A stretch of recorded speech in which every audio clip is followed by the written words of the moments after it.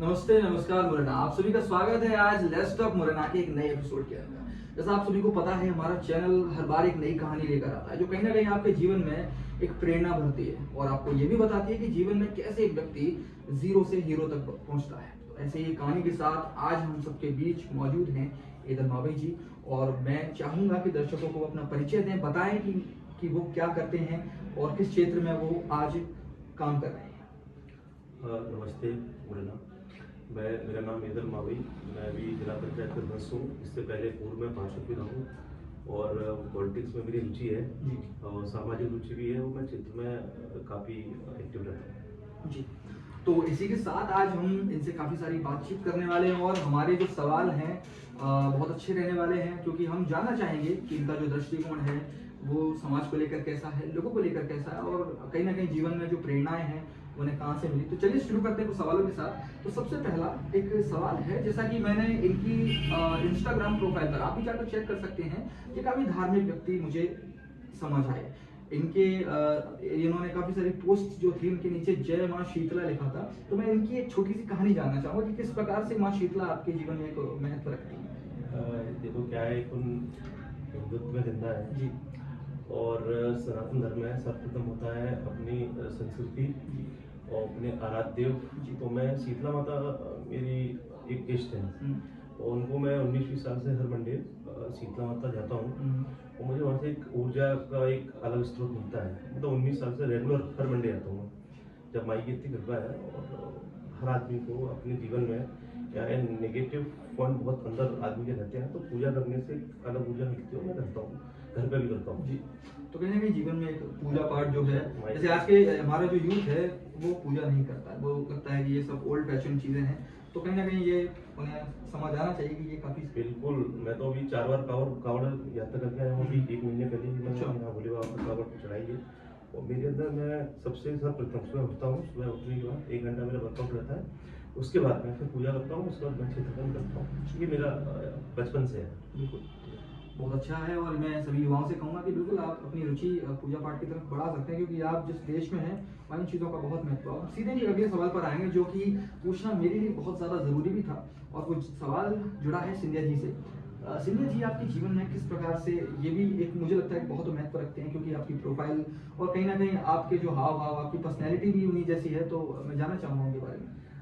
सिंधिया जी एक देश के नेता हैं। जिस चंबल संभाग के नहीं कहूँगा मैं, इस प्रदेश के लोकप्रिय नेता है और सिंधिया जी से हमारे जुड़ाव पहले से। मेरे फादर सरपंच थे, तब से हम मेरे पिताजी को टिकट दिया था। सच जब इलेक्शन हुआ था उस टाइम राजीव गांधी जी खत्म हो गए थे, उसका इलेक्शन वो कैंसिल हुआ था। और सिंधिया जी को मैं बचपन से लाइक करता हूँ। उनके अंदर एक जनसेवा भी है। वो इतने बड़े पद पर रहने के बाद उनके अंदर जनसेवा है और जनसेवा को लगा करते हैं और कहीं ना कहीं वो लोगों को प्रभावित क्यों भी करते हैं, क्योंकि आज तक इस देश के अंदर एक सिंधिया जी के नेता हैं हमारे, मतलब उनके ऊपर कोई ऐसा लालच नहीं लगा जो उन्हें कभी भ्रष्टाचारी की हो और मतलब उनके परिवार में किसी ने भ्रष्टाचारी की हो। और वो आपने देखा होगा, चाहे ग्वालियर का स्टेशन ले लो, चाहे एयरपोर्ट ले लो, बहुत काम में रुचि रखते हैं और उनको सिंधिया जी को दिखावा पसंद नहीं है, जैसे ग्लैमर बिल्कुल पसंद नहीं है उनको। आप ग्राउंड पे काम करते हैं और ग्राउंड लेवल के लोग उन्हें पसंद हैं। इसलिए मेरे जीवन में मेरे, चाहे वो कुछ भी कह लो, मेरे बहुत बड़े नेता हैं, उनसे मुझे बहुत सीख मिलती है। और उनके अंदर पर्सनैलिटी तो है ही है, वो क्योंकि राजा महाराजा है तो ईश्वर की गॉड गिफ्ट है। और सिंधिया जी का मेरे एक जो ईश्वर की देन होती है ना, उनके साथ में काम करता हूँ तो मुझे एक अलग ही एक अनुभव मिलता है और वही मेरे नेता है। और जीवन में कोई ना कोई व्यक्ति ऐसा जरूर होता ही है जो हमें बहुत प्रभावित करता हो, जैसे कि वो आपके जीवन में है। तो इसी के साथ हम आगे बढ़ते हैं कि आपका सिंधिया जी से आपने बताया जुड़ाव काफी पुराना है। तो मैं जानना चाहूंगा कि कितना समय हो चुका है जुड़ाव? 2013 पहली बार बार मेरे 15 में मैं नगर निगम का काउंसलर बना था, पार्षद। जब टिकट उस टाइम अरुण यादव जी प्रदेश के अध्यक्ष थे, तो मेरी एज बहुत कम थी, संभाग का सबसे कवर का पार्षद बना था। तो सिंधिया जी के पास हम लोग गए थे टिकट मांगने के लिए, तो महाराज ने मुझे देखा और तो मेरे बाल बाल भी सेविंग में आई थी। तो ये देख के अजीब सा, तो उनके अंदर क्या है कि युवाओं को आगे करते हो, तो फिर उन्होंने कहीं ना कहीं भरोसा दिलाया। उस टाइम वर्तमान के विधायक हैं दिनेश जी, और उस टाइम उन्होंने मेरी बहुत मदद की थी टिकट में और महाराज साहब ने। मैं टिकट हुआ, मैं पार्षद बना। उसके बाद फिर मैं महाराज साहब से जुड़ता ही गया तो फिर उनको जब जीत के रहा तो उनको भी एक अलग रहा कि सही 22 साल का लड़का चुनाव जीता है, और वो भी नगर निगम का पार्षद अच्छे मतों से, जहाँ आज यहाँ अपने जातिवाद तो बहुत है। बिल्कुल। तो मेरे वार्ड में समाज के वोट 80 90 मतलब 70-80 के हमसे वोट है, उसके बाद मैं 300-400 वोट से चुनाव जीता, उसको कहीं ना कहीं मुझे एक बहुत अच्छी जीत थी। जीत मिली। और आज यदि वो टिकट नहीं देता, हो सकता है उस लेवल पर ना बैठूं। बिल्कुल, एक पुश जरूरी होता है। एक बड़े व्यक्ति का हाथ कहीं ना कहीं किसी भी व्यक्ति को एक हाथ अंधकार से निकालकर उसके जीवन में प्रकाश कर सकता है, और वो काम उन्होंने जरूर आपके जीवन में किया है। इसी के साथ जैसे कि काफ़ी सारी चीज़ें एक व्यक्ति के अंदर होती हैं, और मैं तो ये कहूँगा कि एक बहुत बड़ी लिस्ट होगी सिंधिया जी की, जो आपको प्रभावित करती होगी, आपके जीवन में परिवर्तन लाती होगी। और धीरे धीरे हमें भी ऐसा होता है, जब हम जिस व्यक्ति से बहुत जुड़ाव रखते हैं तो हमारा जो व्यक्तित्व है, हम उन्हीं के जैसे धीरे धीरे बनना शुरू कर देते हैं। और आपकी छवि मुझे वैसी ही दिखती है। और राजा महाराजा परिवार कोई भी व्यक्ति जो है अपने आप को राजा महाराजा होता नहीं तो बना सकता है। आपके पास अभी मौका है, और आप जरूर इस क्षेत्र में काम करेंगे तो एक दिन भविष्य में कुछ अच्छा ही कर सकेंगे। और आगे हम बात करते हैं, जैसे कि सभी जानते हैं सिंधिया जी जो हैं आज से पहले कांग्रेस में कार्य करते थे, उसके बाद उन्होंने बीजेपी में कार्य करना शुरू किया। तो कांग्रेस की जो स्थिति है आज हम उस पर थोड़ी सी बात करना चाहते हैं। जैसे कि राहुल गांधी जी के बारे में बात करते हैं, जो आज के समय में जैसा कि सोशल मीडिया के थ्रू दिखाया जाता है, क्या वास्तविकता में सच है या फिर एक आडंबर है जो सिर्फ समाज के सामने लाया जा रहा है? राहुल गांधी जी, राहुल गांधी जी नो डाउट अच्छे मतलब एक परिवार में है, और वो अच्छी नेता भी है, और उनका वर्किंग करना ठीक नहीं है। उनको क्या है, युवाओं को आगे लाना चाहिए। जैसे सचिन पायलट जी को मुख्यमंत्री बनाना चाहिए, उनको भी ऐसा लगता है कि मेरी गद्दी को कोई और न चढ़ा दे। तो वो अभी 55 साल के हो, अभी आज भी बोलते हैं मैं युवा हूँ, और उनको कहीं ना कहीं अपने कांग्रेस कार्यकर्ताओं को, कांग्रेस का हर कार्यकर्ता अपने आप में नेता समझता है। भारतीय जनता पार्टी में चाहे वो मंत्री लेवल का हो, कार्यकर्ता समझता है। तो ये कांग्रेस में यही एक नेगेटिव पॉइंट है। और वो लोग अभी भी जैसे बोलते हैं ना कि मतलब बिना से गाली विकृत होती है, उनको आज भी मतलब कुछ बचा नहीं है, उसके बाद भी वो लोग अपने आप आज भी नेता समझते हैं। और भारतीय जनता पार्टी में एक अलग लेवल है। भारतीय जनता पार्टी सिंधिया जी जब हमारे महाराष्ट्र कांग्रेस छोड़ के बीजेपी में गए, तो आज उन लोगों उनका हमें डायरेक्ट संदेश रहता है कि आप लोगों को ईमानदारी से काम करना है। और एक जो मेहनत बोलते हैं, हम लोग कांग्रेस में भी ईमानदारी से काम करते थे, भारतीय जनता पार्टी हम लोग ईमानदारी से काम करते हैं। हमारा का संदेश भी रहता है कि पार्टी के प्रति समर्पित रहना है और ईमानदारी से रहना है। और कांग्रेस में ये रहता है, जैसे आपका नाम डिसीजन कर दिया तो और सामने वाले विरोध कर देते हैं कांग्रेस में। और भाजपा में चाहे किसी का भी टिकट हो जाए, चाहे किसी का भी नाम आ जाए, तो भारतीय जनता पार्टी जो सही कार्यकर्ता होगा ईमानदार, वो कभी विरोध नहीं करेगा। और कांग्रेस में ये चलता है। और कांग्रेस एक और है, कांग्रेस में परिवारवाद भी चलता है। कांग्रेस में परिवारवाद चलता है कि राहुल गांधी जी की बहन को भी सांसद बना दिया। और आप पता ही होंगे, जैसे 3 सांसद है, उनकी माँ है, भाई है, और प्रियंका गांधी जी। भाजपा में ये नहीं है। आप बता दो कौन सा भाजपा में पिता पुत्र विधायक मंत्री है? ये कांग्रेस बीजेपी में तो ये भी देखने को मिलता है कि यहाँ शादियाँ भी नेता जो है कम करते हैं। जैसे कि हमारे काफी सारे उदाहरण भी हम देखते हैं, और कई कट्टर नेता जो हैं बीजेपी के अंदर में देखने को मिलते हैं, जो ऐसा दृढ़ फैसला भी लेने में सक्षम है जो भारत की छवि को बदलने में। ऐसा है। अब शादी भाजपा की शादी इसलिए देखो, शादी एक व्यक्तिगत आदमी का रहता है, शादी करना कोई नहीं है, हर आदमी व्यक्तिगत रहते हैं। भारतीय जनता पार्टी में क्या है, देश को सर्वोपरि मानते हुए कुछ लोगों की सोच होती है। तो मैं कह रहा हूँ, आज जो मेरी शादी नहीं होती तो मैं हो सकता मैं भी शादी नहीं करता, क्योंकि मेरे अंदर भी एक जज्बा है काम करने का, पार्टी के लिए, अपने परिवार के लिए, क्षेत्र के लिए, अपने लोगों के लिए। तो कहीं ना मैं भी शादी नहीं करता। शादी करना एक वो नहीं है, शादी आप शादी करने के बाद में आप गलत दिशा में जा रहे हो तो वो भी गलत है। तो भारतीय जनता पार्टी में देश को सर्वोपरि मानते हैं, इसलिए भारतीय जनता पार्टी कभी शादी वादी तो बड़े लेवल के नेता रहते हैं। और इसी के साथ जैसे मैं बात करूं मोदी जी के बारे में, तो प्रधानमंत्री मोदी जी जो हैं, आपके अंदर ऐसे कौन से विचार जो है आप अपने अंदर ग्रहण करना चाहेंगे उनके, या ऐसी कौन सी चीज़ें हैं? क्योंकि हम कहीं ना कहीं हर व्यक्ति से सीखते हैं, हर व्यक्ति की अच्छाइयों से कुछ ना कुछ अपने अंदर ग्रहण करने की कोशिश करते हैं। तो माफी चाहता हूँ, इतने बड़े देश का नेता है, उसके बारे में मेरी बोलने की क्या चिंता है। मैं एक छोटा सा काम करता हूँ शुरू से। आप ये बताइए, अभी कुछ दिन पहले हमारे राष्ट्रीय अध्यक्ष बने थे जी, तो मोदी ने एक भाषण दिया था कि ये राष्ट्रीय अध्यक्ष मेरा बॉस है, मैं इनका करता हूँ। देश का प्रधानमंत्री तीसरी बार लगातार देश का प्रधानमंत्री बन रहा है, उन्होंने एक छोटे से कार्यकर्ता के लिए कहा कि ये मेरे बॉस हैं नवीन जी और मैं इनका कार्यकर्ता हूँ, उनसे सीख मिलती है, उनसे सनातन धर्म को बचाने की सीख मिलती है हम लोगों को।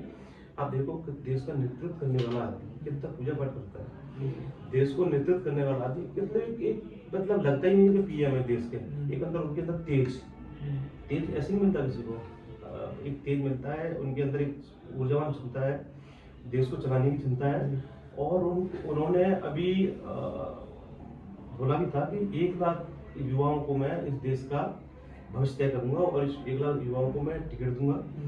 तो नरेंद्र मोदी जी की कुछ बातें हम लोगों को प्रभावित करती हैं। नरेंद्र मोदी जी के भाई एक सिंपल तरह रहते हैं। अब यदि मैं मिनिस्टर बन गया तो मेरे भतीजे भाई भैया कितने ग्लैमर में रहेंगे आप जानते हो, और वो देश के प्रधानमंत्री तीसरी बार, उनका कोई परिवार का सदस्य आपने देखा कभी ग्लैमर में रहते हैं। और उन्होंने चार में वो भी शादी तो उनकी हो गई थी, हो सकते बच्चे पैदा करते, आज उनका बेटा केंद्र बेटा हो तो लोकसभा पार्लियामेंट का सदस्य होता। तो उनके अंदर एक देश के लिए समर्पित होने वाला नरेंद्र मोदी है। और उनकी मैं जैसे बोल रहा हूँ तो मेरी इतनी वो नहीं है, तो उनके बारे में बोलना बहुत कम है। तो एक ईश्वर की देन है और हमारे देश में आए, भगवान से बड़ा प्रार्थना है कि ऐसे देश के नेता हम लोगों को आगे मिलते रहे, आने वाले समय में भी इन्हीं के नेतृत्व में भारत आगे विकसित भारत हो ही रहा है। आप देख लो जगह जगह उनको तो विदेश विदेशों में कितना नाम भारत का हो चुका है। पहले भारत को कितनी 17-18वें नंबर पर देखता है, 3-4 नंबर पर हम लोग देश का नेतृत्व कर रहे हैं।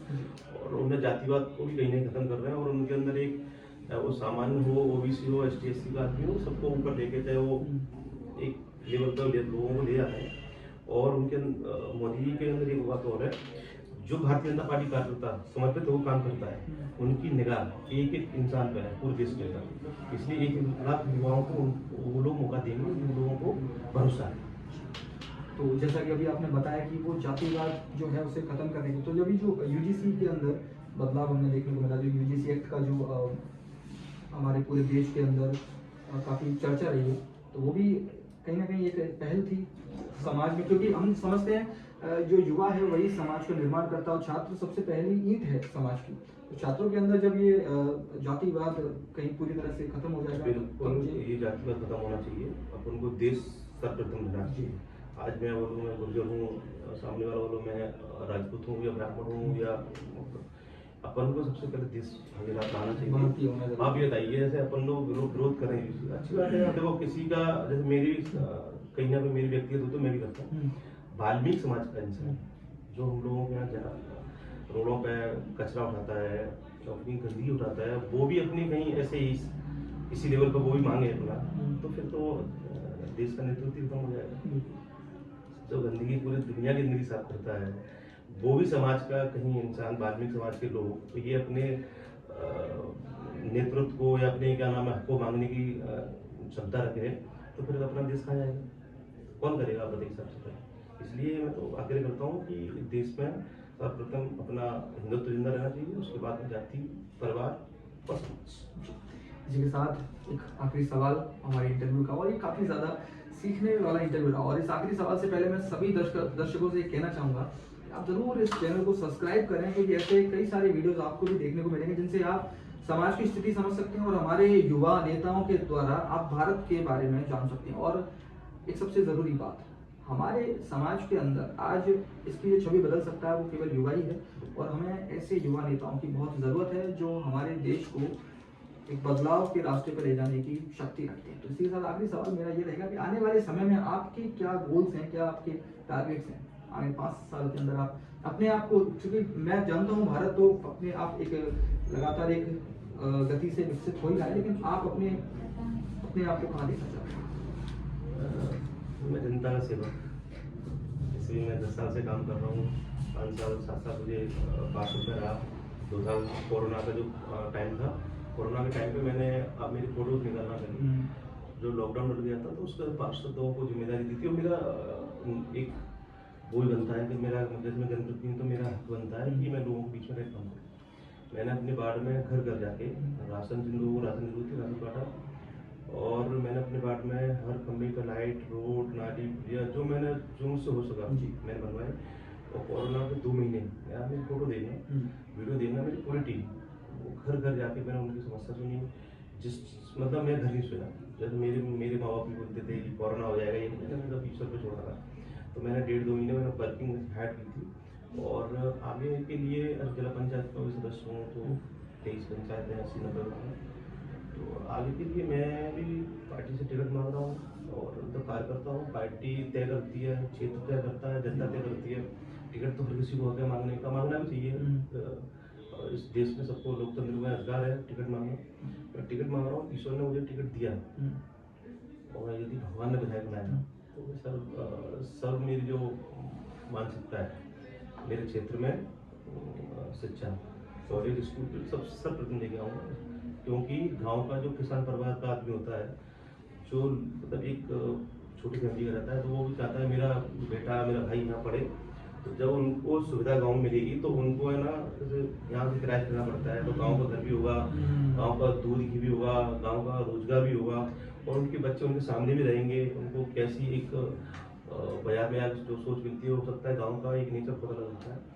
तो कहीं ना कहीं मैं स्कूल कॉलेज सबसे मेरी वो रहेगी, तो मैं स्कूल और कॉलेज लाने का प्रयास करूँगा। ईश्वर ने दी मौका दिया। बिल्कुल, क्योंकि पढ़ाई के मामले में किसान अपनी किसानी छोड़कर, खेत छोड़कर अपने बच्चों के लिए शहर में आके मजदूरी किराया देता है, मजदूरी करता करता है, और उसका बहुत मतलब वो हो जाता है, क्योंकि उसकी खेती भी है, माँ बाप भी हैं, भाई भी हैं, परिवार है, फिर परिवार से दूरियां बन जाती हैं। तो कहीं ना कहीं गाँव में सुविधा मिलेगी अपन को। जैसे अभी भारतीय जनता पार्टी सरकार है पूरे देश के अंदर, तो गांव-गांव में लाइट रोड तो हो चुकी है। तो स्कूल कॉलेज भी आ जाएंगे, तो गांव का आदमी गांव में रहेगा, शहर का आदमी शहर में रहेगा, तो एक अलग एक ग्राउंड भी रहेगा।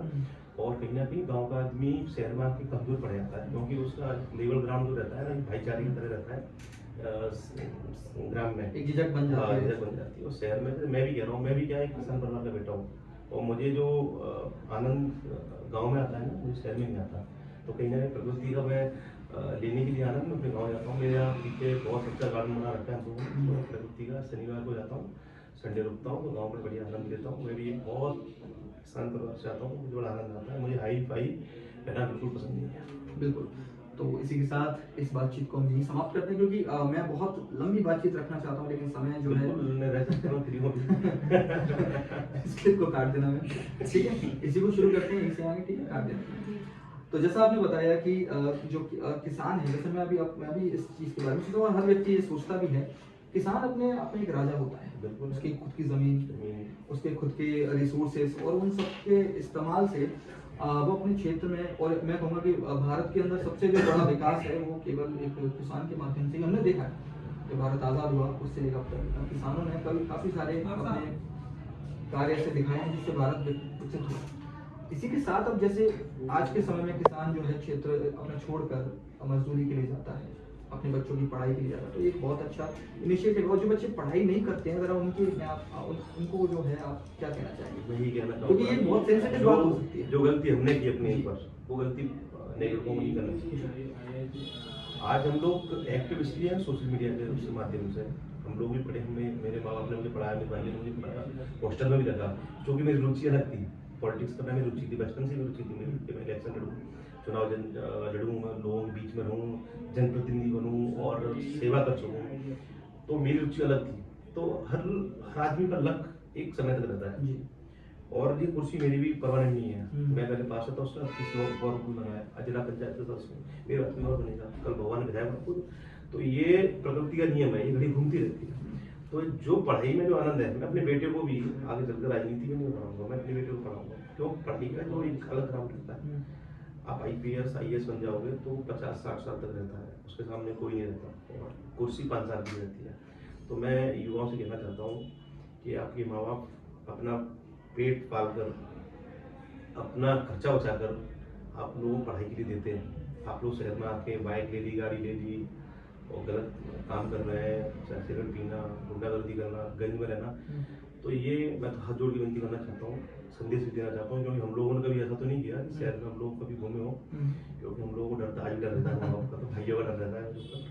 तो सबको ये संदेश देना चाहता हूँ कि आपके माँ बाप पैसे कैसे लेके आते, क्योंकि हम लोगों को पता है, मैं भी किसी का बाप हूँ और किसी का बेटा हूँ, तो जो पैसे खर्च करता हूँ तो मुझे पता है कि पैसे आदमी कैसे लेके आता है।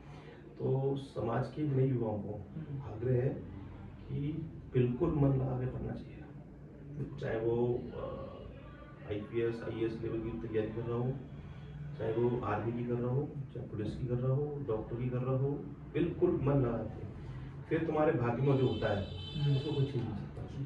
तो आप इसी सबको माँ बाप को देखते हुए अच्छी तैयारी करना चाहिए। माँ बाप बहुत तरीके से, मतलब एक किसान परिवार का आदमी, उसका 10 बीघा 11 बीघा जमीन है, तो वो बेचारा खर्चे निकाल सकता है, क्योंकि इतनी महंगाई है देश के अंदर क्या हो, पहले से महंगाई है, तो फिर कहीं ना कहीं। और जैसे अगर मैं एक आखिरी प्रश्न जैसा रहेगा, बात इतनी बड़ी चुकी है तो मैं एक बता भी नहीं सवाल मेरा, जैसे कई सारे युवा जो है पढ़ाई तो करते हैं लेकिन कुछ लोगों का इंटरेस्ट पॉलिटिक्स के अंदर भी होता है, तो एक ऐसा लड़का जो राजनीति में आना चाहता है लेकिन उसके पास कोई रिसोर्सेस ना हो, उसका कोई पॉलिटिकल बैकग्राउंड ना हो, तो उसका सबसे पहला स्टेप क्या रहेगा अपने आप को एक नेता के रूप में भविष्य में देखने के लिए? उसको ग्राउंड पे काम करना चाहिए, और आपको नेता मैं नहीं बना सकता या मेरा नेता नहीं बना सकता। आपके अंदर क्षमता होगी तो आप कहीं ना कहीं आगे, नीचे से बोलते हैं ना मोती चमकता है, लगी डायमंड चमकता है, तो आपके अंदर क्षमता हुई, चाहे किसान परिवार का बेटा हो, चाहे वो नेता का बेटा हो, जिसके अंदर क्षमता है तो अपने ऊपर आता है, और आप नेतृत्व करना है आपको जिले के अंदर या प्रदेश के अंदर, तो आपको अपने जनता के बीच रहना चाहिए। जनता ने आपको चुना, आप नेता बने, जनता ने आपकी आवाज़ उठाई, आप नेता बने। सर्वप्रथम इस देश के अंदर, इस पूरे देश के अंदर जनता ही राजा होती है, जनता ही भगवान होती है, जनता ही आपको नेता बनाती है। मैं गलत करूँगा तो जनता ही मुझे नीचे पटकने का काम करेगी, चाहे वो राजा का बेटा हो, चाहे वो रंग का बेटा हो, चाहे किसान परिवार का बेटा हो। आपके अंदर क्षमता है तो आपको कोई भी नहीं रोक सकता, नो डाउट।